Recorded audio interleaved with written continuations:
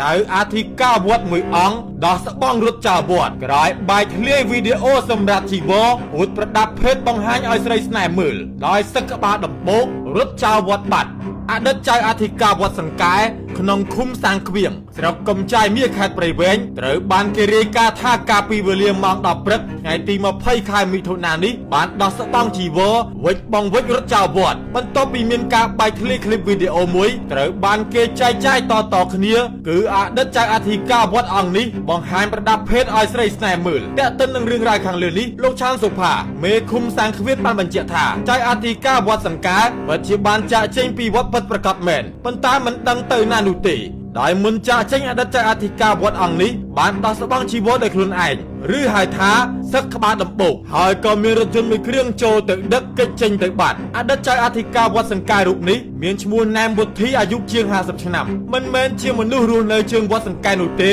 ឬហៅថាមន់ក្រៅស្រុកដែលកន្លងមកត្រូវបានអង្គញាម្នាក់និមន្តទៅឲ្យធ្វើចៅអធិការវត្តដោយសារវត្តនេះខ្វះខាតព្រះសង្ឃគ្រប់គ្រងស្រាប់តែនៅថ្ងៃទី20ខែមិថុនានេះមានការបែកធ្លាយឃ្លីបវីដេអូមួយដែលបុគ្គលសង្ឃណែមវុធីបានតាក់ទងលួចលាក់សារសងស្នេហាជាមួយស្ត្រីម្នាក់ដោយបញ្ចេញប្រដាប់ភេទបង្ហាញគេខ្មាស់ឲ្យស្រីស្នេហ៍មើលដែលឃ្លីបវីដេអូនេះមានរយៈពេល6នាទីហើយត្រូវបានគេចែកចាយតៗគ្នាធ្វើឲ្យឧបាសកចំណោះជើងវត្តមានការប្រតិកម្មទើបនាំគ្នាផ្តិតមេដាយព្រមព្រៀងដាក់ជូនទៅអាជ្ញាធរភូមិឃុំដើម្បីស្នើសុំបណ្តេញចៅអធិការវត្តនេះចេញពីវត្ត